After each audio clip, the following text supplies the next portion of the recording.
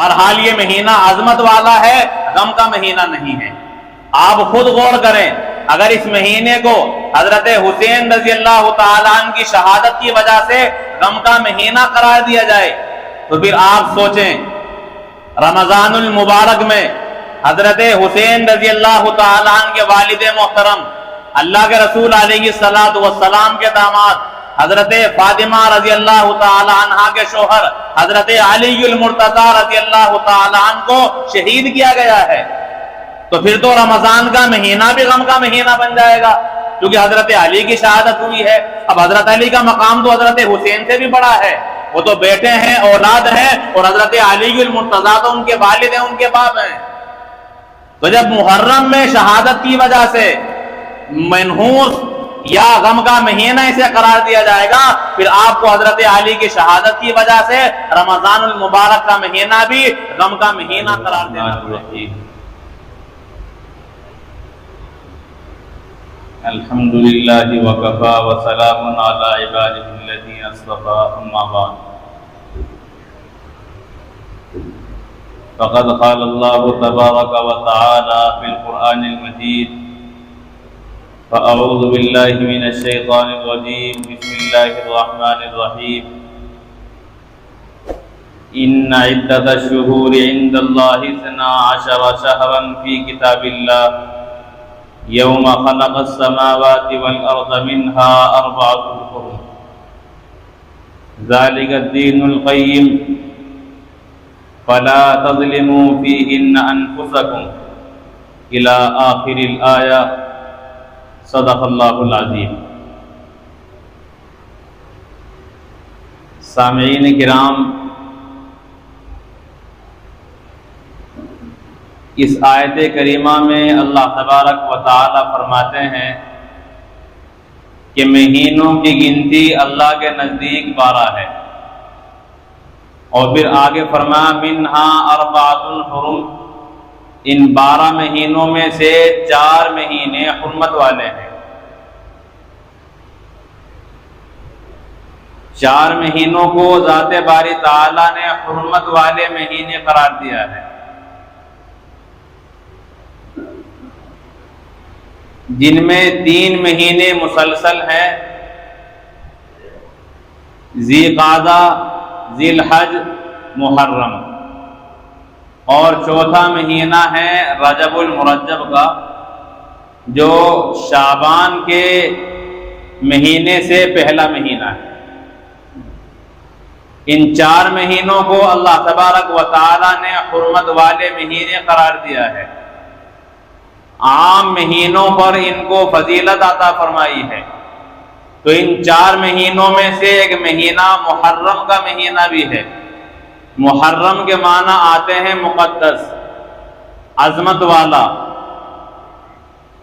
چونکہ یہ مہینہ بھی اللہ کے نزدیک عظمت والا مہینہ ہے، مقدس مہینہ ہے، اسی لیے اس کا نام ہی محرم رکھا گیا ہے۔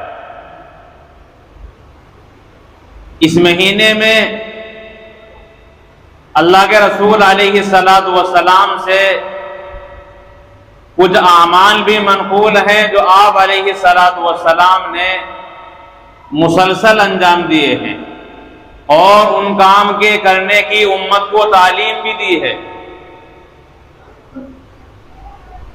اللہ تبارک و تعالی ان مہینوں کے سلسلے میں مذکورہ آیت ہی کے اندر آگے ارشاد فرماتے ہیں فَلَا تَظْلِمُوا فِيهِنَّ أَنفُسَكُمْ، کہ تم ان حرمت والے مہینوں میں اپنی جانوں پر ظلم نہ کرو، یعنی جو کام قرآن و حدیث سے، قرآن و سنت سے ثابت ہو، ان مہینوں میں وہ کام کیے جائیں، اور باقی جن کاموں کا ثبوت قرآن و حدیث سے نہ ہو، اللہ کے رسول علیہ الصلوۃ والسلام کی سنت اور صحابہ کے عمل سے نہ ملتا ہو، تو ایسے کام کر کے اپنی جانوں پر ظلم نہ کرو۔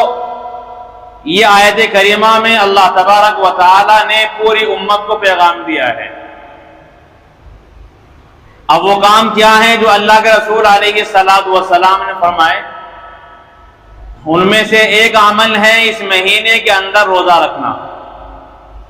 اللہ کے رسول علیہ الصلوۃ والسلام فرماتے ہیں کہ رمضان کے روزوں کے علاوہ اللہ تبارک و تعالیٰ کو سب سے زیادہ محبوب روزے، اللہ کے نزدیک سب سے زیادہ پسندیدہ روزے وہ اللہ کے مہینے محرم کے ہیں۔ اس حدیث میں رسول اکرم علیہ السلام نے محرم کو اللہ تعالیٰ کا مہینہ قرار دیا ہے، جس طرح رمضان المبارک کو اللہ کا مہینہ بتایا، شعبان کے مہینے کو اپنا مہینہ بتایا، اسی طرح رسول اکرم علیہ السلام نے محرم کے مہینے کو اللہ کا مہینہ بتایا ہے کہ اس مہینے کے روزے رکھنے رمضان کے بعد اللہ تبارک و تعالیٰ کو سب سے زیادہ پسندیدہ ہے۔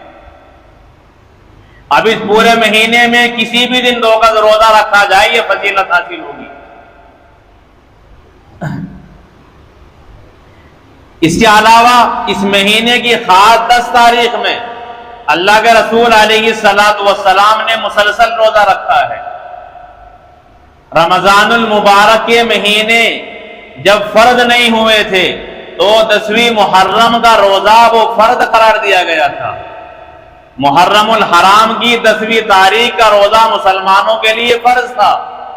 جب اللہ تعالیٰ نے رمضان کے مہینے مقرر کر دیے اور رمضان المبارک کے مہینوں کو مسلمانوں کے لیے فرض قرار دیا کہ دن میں روزہ رکھا جائے، تو محرم کے 10ویں تاریخ اور عاشورہ کے دن کا جو روزہ تھا اس کی فرضیت منسوخ ہو گئی، لیکن اس کا استحباب باقی رہا، اس کی سنیت باقی رہی۔ اسی لیے اللہ کے رسول علیہ السلام کے سلسلے میں حضرت عبداللہ ابن عباس رضی اللہ تعالیٰ عنہ فرماتے ہیں کہ میں نے رمضان کے علاوہ اللہ کے رسول علیہ السلام کو 10ویں محرم سے زیادہ روزے کا اہتمام کرتے ہوئے نہیں دیکھا۔ رمضان کے بعد سب سے زیادہ روزے کا اہتمام آپ نے یوم عاشورہ میں محرم کی 10ویں تاریخ میں فرمایا ہے، اور یہ عمل رسول اکرم علیہ السلام کا مسلسل رہا، اور صرف اپنے تک محدود نہیں بلکہ اللہ کے رسول علیہ السلام نے امت کو بھی تعلیم دی ہے۔ اللہ کے نبی علیہ السلام کے پاس ایک شخص حاضر ہوا، اس نے عرض کیا یا رسول اللہ میں رمضان کے علاوہ کن مہینوں کے روزے رکھوں؟ آپ نے فرمایا کہ ہر مہینے ایک روزہ رکھ لیا کرو۔ انہوں نے عرض کیا یا رسول اللہ میں اس سے زیادہ کی طاقت رکھتا ہوں، تو آپ نے فرمایا کہ ہر مہینے 2 روزے رکھا کرو۔ اس آدمی نے عرض کیا میں اس سے زیادہ کی طاقت رکھتا ہوں، آپ نے فرمایا کہ 3 روزے رکھا کرو۔ پھر اس نے بتایا کہ میں اس سے زیادہ کی طاقت رکھتا ہوں، آپ نے فرمایا محرم کے مہینے، اسی طرح ذی قعدہ، ذی الحج اور رجب، ان 4 مہینوں میں روزوں کا اہتمام کرو۔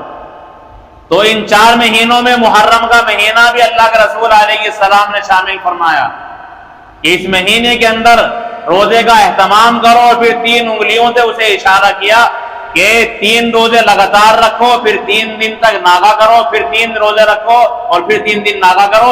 اس طریقے کے ساتھ اپنا معمول بناؤ اور محرم کے مہینے میں خاص اہتمام کرو روزوں کے رکھنے کا۔ بہرحال امت پر اس دن کا روزہ فرض تھا۔ اللہ کے رسول علیہ السلام مکہ مکرمہ سے مدینہ طیبہ آئے تو مدینہ منورہ میں یہود بھی آباد تھے، کہ قبیلے تھے یہود کے جو مدینہ منورہ میں رہتے تھے۔ اللہ کے رسول علیہ السلام نے دیکھا کہ یہود بھی محرم کی 10ویں تاریخ میں روزہ رکھتے ہیں، تو رسول اکرم علیہ السلام نے معلوم کیا کہ تم اس دن میں روزہ کیوں رکھتے ہو؟ تو یہود نے بتایا کہ ہمارا روزہ رکھنے کی وجہ یہ ہے کہ اللہ تبارک و تعالی نے محرم الحرام کی 10ویں تاریخ میں ہمیں فرعون سے نجات دی، اور فرعون کو اللہ تعالیٰ نے غرق فرمایا ہے، اس وجہ سے ہم اس دن کے اندر روزہ رکھتے ہیں۔ اللہ کے رسول علیہ السلام نے فرمایا کہ حضرت موسیٰ علیہ السلام کا زیادہ حقدار تو میں ہوں، اور پھر آپ نے اپنی امت کو تعلیم دی کہ چونکہ 10ویں تاریخ میں یہود بھی روزہ رکھتے ہیں، اس لیے مسلمان کو ان کے ساتھ مشابہت اختیار نہیں کرنی چاہیے، تو مسلمان 10ویں تاریخ کے ساتھ 9 تاریخ کا روزہ لگائیں، یا 10ویں تاریخ کے ساتھ 11ویں تاریخ کا روزہ لگائیں، تو اس طریقے سے 2 روزے رکھیں تاکہ یہود کے اور مسلمانوں کے عمل میں امتیاز ہو جائے اور ان کے درمیان فرق ہو جائے اور دونوں کا عمل ایک جیسا امت کو نہ لگے۔ تو اللہ کے رسول علیہ السلام نے 10ویں تاریخ کے ساتھ 9 یا 11 تاریخ کا روزہ رکھنے کا حکم فرمایا۔ اللہ کے رسول علیہ السلام نے یہ حکم امت کو دیا اور خود بھی آپ کا ارادہ تھا، لیکن اگلا مہینہ محرم کا آنے سے پہلے اللہ کے رسول علیہ السلام کی وفات ہو گئی، آپ اس دنیا سے پردہ فرما گئے۔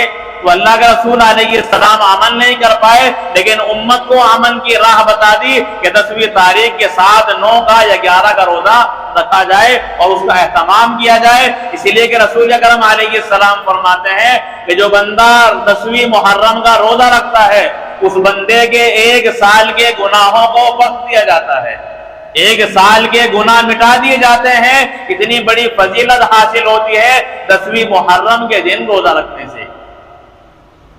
عام طور پر ایک سوال یہ کیا جاتا ہے کہ 10ویں محرم میں یزید کی ماں نے روزہ رکھا، اسی لیے مسلمانوں کو روزہ نہیں رکھنا چاہیے۔ پہلی بات تو یہ ہے کہ اگر کوئی انسان کوئی نیک عمل کرتا ہے تو اس کی وجہ سے کسی عمل کو چھوڑا نہیں جا سکتا۔ اگر کوئی غیر مسلم نماز جمعہ پڑھنے لگ جائے تو اس کی وجہ سے جمعے کی نماز نہیں چھوڑی جائے گی۔ کوئی غیر عیسائی آدمی اگر رمضان کے مہینے کے روزے رکھنے شروع کر دے تو اس کی وجہ سے رمضان کے مہینے نہیں چھوڑے جائیں گے۔ اگر کوئی کافر حج کے لیے جائے، عمرے کے لیے جائے تو اس کی وجہ سے حج اور عمرہ چھوڑا نہیں جائے گا۔ تو یہ تو عجیب لوجک ہے، یہ کیسا پروپیگنڈا ہے، کیسی عقل کے خلاف بات کہی جاتی ہے، حالانکہ اس بات کا ثبوت بھی نہیں ہے۔ آپ اندازہ لگائیں کہ اس بات میں کتنا جھوٹ ہے۔ حضرت حسین رضی اللہ تعالیٰ عنہ کی شہادت محرم الحرام کی 10ویں تاریخ میں ظہر کے بعد ہوتی ہے۔ اب ظہر کے بعد تو حضرت حسین کی شہادت ہوئی ہے، اب اس دن روزہ کس طرح رکھا جا سکتا ہے؟ روزہ تو صبح فجر سے پہلے رکھا جاتا ہے، اس کا سحر کا وقت ہوتا ہے اور سحر کا وقت ختم ہونے کے بعد روزے کا کوئی بندہ تصور نہیں کر سکتا، اس کا روزہ نہیں ہوگا۔ تو ظہر کے بعد سے مغرب تک روزہ نہیں ہوتا، یہ عجیب لوجک ہے۔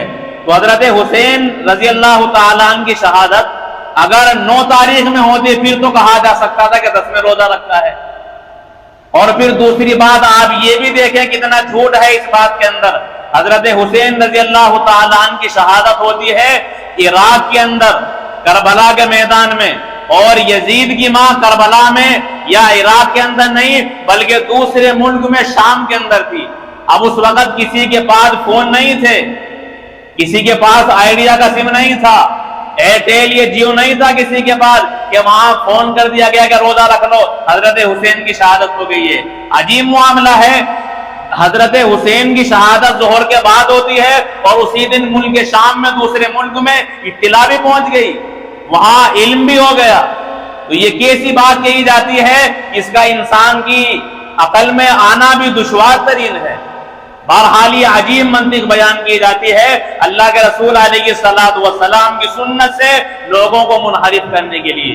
اسی لیے مسلمانوں کو کوئی بھی بات آئے تو اسے اپنی عقل سے سوچنا بھی چاہیے کہ اس بات میں کہاں تک سچائی ہے۔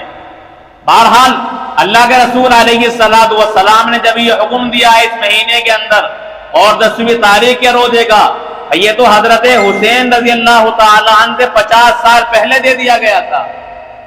اس حکم کے 50 سال کے بعد حضرت حسین رضی اللہ تعالیٰ عنہ کی شہادت ہوتی ہے۔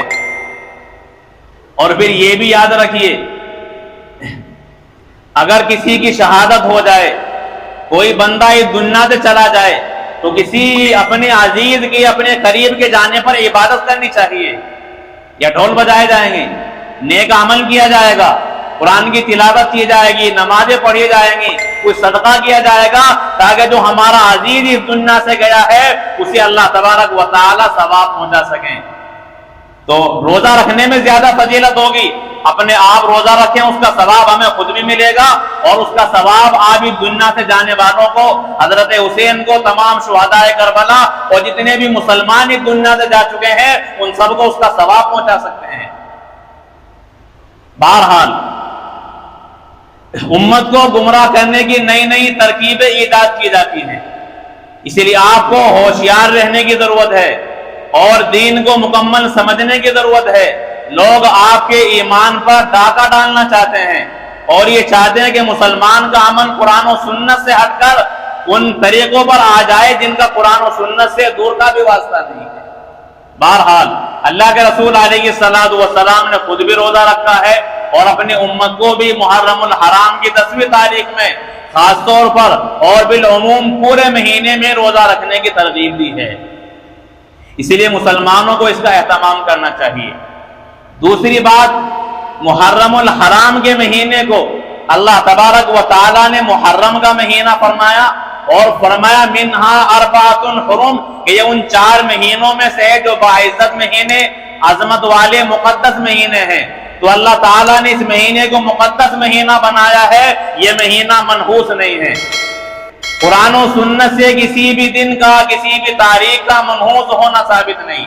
قرآن کریم اس کی تردید کرتا ہے، احادیث سے اس کی تردید ہوتی ہے کہ کوئی بھی دن اللہ تبارک و تعالیٰ نے منحوس نہیں بنایا، کوئی مہینہ منحوس نہیں بنایا، کوئی تاریخ منحوس نہیں ہے، بلکہ محرم الحرام کا مہینہ تو عظمت والا، مقدس والا، حرمت والا مہینہ ہے۔ اسی لیے اس مہینے میں جتنی زیادہ عبادت ہو انسان کو انجام دینی چاہیے۔ اسی خیال کی وجہ سے کہ لوگوں نے یہ سمجھ لیا کہ یہ مہینہ غم کا مہینہ ہے، اس مہینے کو منحوس سمجھ لیا گیا، اسی وجہ سے بہت سے خوشی کے کام اس مہینے میں انجام نہیں دیتے، جبکہ آپ کو معلوم ہونا چاہیے کہ اللہ کے رسول علیہ الصلوۃ والسلام فرماتے ہیں النکاح من سنتی، کہ نکاح میری سنت ہے، اور سنت وہ اللہ تبارک و تعالیٰ کی عبادت کا نام ہے۔ سنت میں بندے کو اللہ تبارک و تعالیٰ کی جانب سے اجر و ثواب ملتا ہے۔ اگر اس مہینے کے اندر کوئی بندہ نکاح کی سنت کو انجام دے گا تو اللہ تبارک و تعالیٰ کی جانب سے اسے دوسرے مہینوں کے مقابلے پر زیادہ پائیدار بنایا جائے گا اور ثواب بھی زیادہ حاصل ہوگا کہ سنت کو زندہ کرنے کی وجہ سے۔ لیکن اس مہینے کو غم کا مہینہ کہہ کر یہ کہا جاتا ہے کہ اس میں کوئی خوشی کی تقریب یا شادی نکاح وغیرہ کرنا ہی نہیں چاہیے، حالانکہ معلوم ہونا چاہیے کہ اللہ کے رسول علیہ الصلوۃ والسلام نے حضرت صفیہ رضی اللہ تعالیٰ عنہا سے خود نکاح فرمایا تو محرم الحرام کا مہینہ تھا۔ اسی طرح اللہ کے رسول علیہ الصلوۃ والسلام نے ایک روایت کے مطابق حضرت فاطمہ کا نکاح حضرت علی المرتضی رضی اللہ تعالیٰ عنہ سے اسی محرم الحرام کے مہینے میں فرمایا ہے۔ 2 روایتیں اس کے علاوہ بھی ہیں، لیکن ایک روایت محرم الحرام کی بھی ہے۔ اب حضرت فاطمہ کا حضرت علی کا نکاح محرم کے مہینے میں ہو اور ہم اس نکاح کو انجام نہ دیں، ہم اسے غم کا مہینہ یا منحوس سمجھیں، تو یہ ہمارا عمل رسول اللہ کے بھی خلاف ہوگا، حضرت علی کے عمل کے بھی خلاف ہوگا اور حضرت فاطمہ کے عمل کے بھی خلاف ہوگا۔ تو اللہ کے رسول علیہ السلام نے اپنا بھی نکاح کیا ہے اور اپنی بیٹی کا نکاح بھی اسی مہینے کے اندر فرمایا ہے۔ اسی طرح حضرت ام کلثوم رضی اللہ تعالی عنہا جو اللہ کے رسول علیہ الصلوۃ والسلام کی بیٹی ہیں، لیکن روایت کے اعتبار سے ان کا نکاح بھی محرم الحرام کے مہینے ہی میں کیا گیا ہے۔ بہرحال اس طریقے سے ایک روایت میں حضرت خدیجہ رضی اللہ تعالی عنہا سے اللہ کے رسول علیہ السلام نے جب نکاح فرمایا تو محرم الحرام کا مہینہ ہے، تو اللہ کے رسول علیہ السلام نے اسے منحوس قرار نہیں دیا۔ اللہ کے رسول علیہ السلام نے تو غم کا مہینہ نہیں بتلایا، بلکہ آپ نے نکاح کیے ہیں، شادیاں فرمائی ہیں، خود اپنے نکاح کیے ہیں اور اپنی بیٹیوں کے نکاح بھی محرم کے مہینے میں کیے ہیں۔ تو یہ کیسی لوجک بیان کی جاتی ہے کہ اس مہینے میں کوئی نکاح کی تقریب یا خوشی کی تقریب نہیں کرنی چاہیے؟ یہ بھی پروپیگنڈا ہے قرآن و سنت کے خلاف۔ کوئی بندہ قرآن سے یا کسی حدیث سے یہ بات ثابت نہیں کر سکتا کہ اللہ کے رسول علیہ الصلوۃ والسلام نے اپنی حدیث میں یا اللہ تعالیٰ نے اپنی قرآن کی کسی آیت میں محرم الحرام کے مہینے میں شادی کرنے سے منع کیا ہو۔ اگر کوئی ایک روایت دکھا دے، قرآن کی کوئی آیت دکھا دے، پوری زندگی اس گاؤں کے اندر داخل نہیں ہوں گا، گاؤں چھوڑنے کے لیے تیار ہوں، کوئی دکھائے تو صحیح۔ لیکن پروپیگنڈے کیے جاتے ہیں، نہ آیت کا حوالہ دیا جائے گا اور نہ روایت کا حوالہ دیا جائے گا، بس سیدھے سادے لوگوں کو بہکانا اور امت کو گمراہ کرنا مقصود ہے، صحیح بات قرآن و سنت کی امت کے سامنے پیش کرنا مقصود نہیں ہوتا۔ بہرحال یہ مہینہ عظمت والا ہے، غم کا مہینہ نہیں ہے۔ آپ خود غور کریں، اگر اس مہینے کو حضرت حسین رضی اللہ تعالیٰ عنہ کی شہادت کی وجہ سے غم کا مہینہ قرار دیا جائے، تو پھر آپ سوچیں رمضان المبارک میں حضرت حسین رضی اللہ تعالیٰ عنہ کے والد محترم، اللہ کے رسول علیہ الصلوۃ والسلام کے داماد حضرت فاطمہ رضی اللہ تعالی عنہا کے شوہر حضرت علی المرتضی رضی اللہ تعالی عنہ کو شہید کیا گیا ہے، تو پھر تو رمضان کا مہینہ بھی غم کا مہینہ بن جائے گا، کیونکہ حضرت علی کی شہادت ہوئی ہے۔ اب حضرت علی کا مقام تو حضرت حسین سے بھی بڑا ہے، وہ تو بیٹے ہیں، اولاد ہیں، اور حضرت علی المرتضی تو ان کے والد ہیں، ان کے باپ ہیں۔ تو جب محرم میں شہادت کی وجہ سے منحوس یا غم کا مہینہ اسے قرار دیا جائے گا، پھر آپ کو حضرت علی کی شہادت کی وجہ سے رمضان المبارک کا مہینہ بھی غم کا مہینہ قرار دینا پڑے گا۔ اور اگر شہادت کی وجہ سے کوئی مہینہ غم کا بنتا ہے، پھر آپ رمضان کے اگلے والا مہینہ شوال کا مہینہ لیں، جس مہینے میں ہم عید مناتے ہیں، اور دنیا کے ہر خطے کے، ہر مذہب کے اور ہر مسلک سے تعلق رکھنے والے ہر مسلمان عید مناتا ہے۔ اس شوال کے مہینے میں اللہ کے رسول علیہ الصلوۃ والسلام کے چچا حضرت امیر حمزہ رضی اللہ تعالی عنہ کی شہادت ہوئی ہے۔ اللہ کے رسول علیہ الصلوۃ والسلام کے اس چچا کی شہادت پر آپ نے فرمایا کہ سید الشہداء حمزہ، کہ قیامت تک جتنے بھی شہید ہوں گے ان تمام شہیدوں کے سردار میرے چچا حضرت حمزہ رضی اللہ تعالیٰ عنہ ہیں۔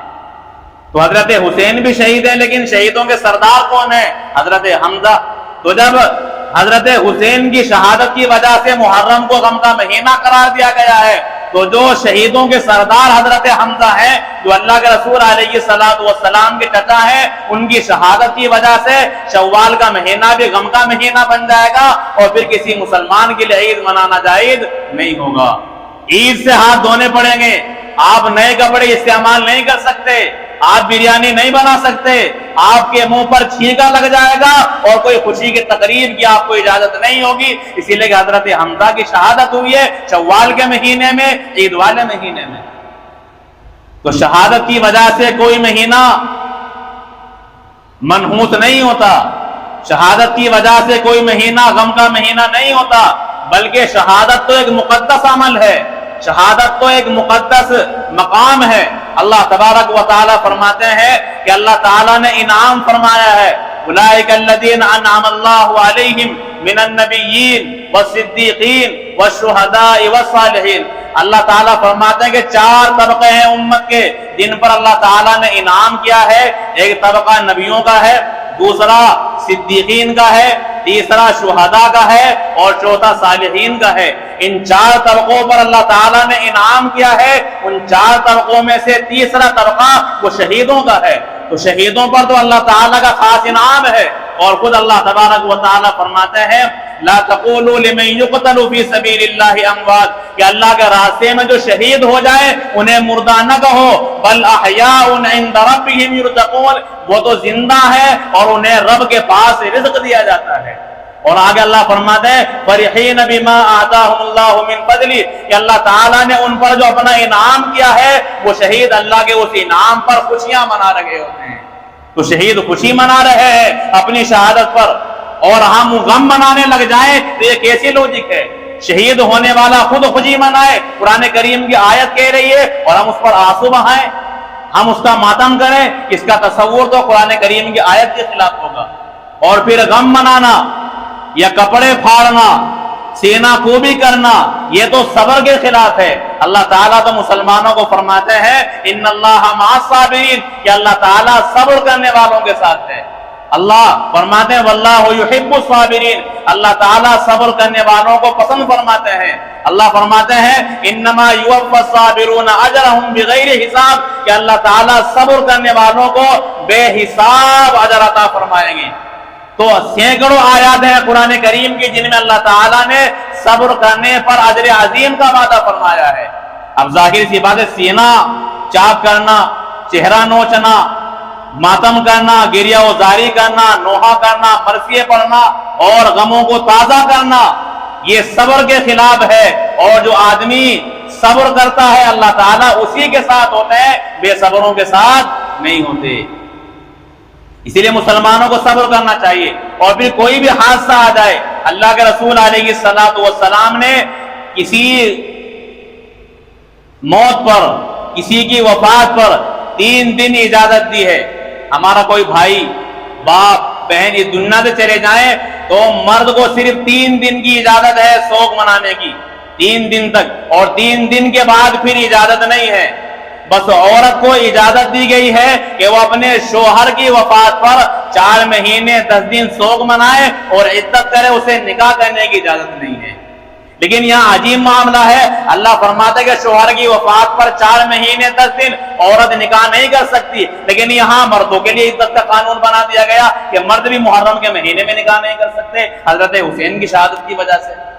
ایک تو حضرت حسین سب کے شوہر نہیں ہے, اور پھر مردوں کے لیے قانون نہیں ہے عدت والا. تو عجیب معاملے, جو قانون اللہ نے عدت کا عورتوں کے لیے بنایا وہ مردوں کے لیے بھی چسپا کر دیا گیا ہے. عجیب منطق ہے, عجیب لوجک ہے. کیا کیا پروپیگنڈا کیا جا رہا ہے. یا عورت کے علاوہ ہے, 4 مہینے 10 دن مرد بیٹھیں گے, عورت بیٹھتی ہے, قرآن کا قانون ہے. یتربصن بانفسہن, آگے اللہ فرماتے ہیں 4 مہینے, 4 اشہر و عشرہ, 4 مہینے 10 دن سوگ منانے کی. بہرحال یہ بھی بیوی کے لیے ہے, عام عورت کے لیے بھی نہیں ہے. اسی لیے حضرت ام حبیبہ کو جب معلوم ہوا یہ اللہ کے رسول علیہ السلام کی بیوی ہے, جب معلوم ہوا کہ میرے باپ کی وفات ہو گئی, انتقال ہو گیا, تو 3 دن کے بعد خوشبو منگائی اور اپنے چہرے پر ملی اور فرمایا کہ میں نے اس خوشبو کا استعمال اس لیے کیا ہے کیونکہ اللہ کے رسول علیہ السلام نے 3 دن سے زیادہ غم کرنے کی اجازت نہیں دی ہے. اور اللہ کے رسول علیہ السلام فرماتے ہیں کہ جو سینہ کو بھی کرے, اپنے گریبان پڑے اور رو رو کر بیان کرے کسی کے مرنے پر, ایسی عورت پر اللہ تبارک و تعالیٰ کی لعنت برستی ہے. اور جب عورت بیعت کے لیے حاضر ہوتی تو اللہ کے رسول علیہ السلام فرمایا کرتے تھے کہ تم کسی پر نوحہ نہیں کرو گی. اور حضرت فاطمہ کو خود وصیت کی کہ جب میری وفات ہو جائے تو اپنے کپڑے مت پھاڑنا, اپنا گریبان چاک مت کرنا, اپنے چہرے کو مت نوچنا, اور میرے وفات پر نوحہ مت کرنا, بیان کر کر کے مت رونا. یہ اللہ کے رسول علیہ السلام نے حضرت فاطمہ کو وصیت کی ہے. اور پھر کسی روایت سے آپ یہ ثابت نہیں کر سکتے کہ رسول اللہ کی وفات پر حضرت فاطمہ نے ماتم کیا ہو یا حضرت علی, حضرت حسن حسین نے کیا ہو. کوئی روایت ایسی آپ کو نہیں ملے گی, اور نہ کوئی دکھا سکتا ہے. سب سے بڑا صدمہ تو رسول اللہ کے جانے کا ہے. حضرت حسین, حضرت حسن, حضرت علی, فاطمہ, یہ سب بعد میں, سب سے بڑا مقام تو رسول اللہ کا ہے. جب رسول اللہ کی وفات پر غم نہیں منایا گیا, پھر عام امتی کی یا حضرت حسین یا دیگر شہداء کی شہادت پر غم کس طرح منایا جا سکتا ہے. بہرحال شہادت خوشی کا مقام ہے. رسول اللہ فرماتے کہ میری تمنا یہ ہے کہ میں اللہ کے راستے میں شہید کیا جاؤں, پھر زندہ کیا جاؤں, پھر شہید کیا جاؤں, پھر زندہ کیا جاؤں, پھر شہید کیا جاؤں, پھر زندہ کیا جاؤں. یہ رسول اللہ کی تمنا ہے کہ مجھے بار بار زندگی ملتی رہے اور بار بار میں شہید ہوتا رہوں. یہ رسول اللہ کی تمنا اللہ حضرت حسین رضی اللہ تعالیٰ عنہ کو نصیب ہو گئی, تو رسول اللہ کی تمنا حضرت حسین کو نصیب ہو گئی. یہ مقام خوشی کا ہے, یہ مقام غم کا نہیں ہے. کہ جو تمنا رسول اللہ کرتے تھے وہ مقام حضرت حسین رضی اللہ تعالیٰ عنہ کو اللہ تعالیٰ نے حاصل کرا دیا. بہرحال بہت سی بدعات ہیں, تعزیہ, ماتم, ان مجلسوں میں جانا ناجائز ہے. مجلسوں میں یا ماتم وغیرہ میں یا تعزیہ داری میں اور علم وغیرہ میں اس طرح کا کوئی بھی جلوس ہو, اس میں جانے کی اجازت نہیں ہے. اللہ کے رسول علیہ السلام فرماتے ہیں کہ جو کسی قوم کی مشابہت اختیار کرتا ہے وہ انہی میں سے ہوتا ہے, اور جو کسی قوم کی کثرت کو, تعداد کو بڑھائے گا, جیسا کہ ہمارے یہاں بڑھایا جاتا ہے, اللہ کے رسول فرماتے ہیں فَهُوَ مِنْهُمْ, اس انسان کا شمار بھی انہی میں ہوگا جو غلط کام کرنے والے لوگ ہیں. حضرت حسین رضی اللہ تعالیٰ عنہ نے کربلا کے میدان میں اپنی بہن حضرت زینب کو وصیت کی تھی کہ میری شہادت پر, میرے دنیا سے رخصتی پر تمہیں نوحہ نہیں کرنا, ماتم نہیں کرنا, اپنے کپڑوں کو چاک نہیں کرنا, اپنے چہرے کو نہیں نوچنا. یہ حضرت حسین رضی اللہ تعالیٰ عنہ کی وصیت ہے جو غیر سنیوں کی کتابوں کے اندر بھی لکھی ہوئی ہے. حوالے میرے پاس موجود ہیں، کوئی بھی آ کر دیکھ سکتا ہے۔ کسی بھی مذہب میں چاہے وہ سنیوں کا ہو یا غیر سنیوں کا، ماتم کی اجازت نہیں دی گئی ہے، یہ اپنی طرف سے گھڑ کر انجام دیا جاتا ہے۔ باقی باتیں انشاءاللہ آج عشاء کی نماز کے بعد ہوں گی۔ وما علینا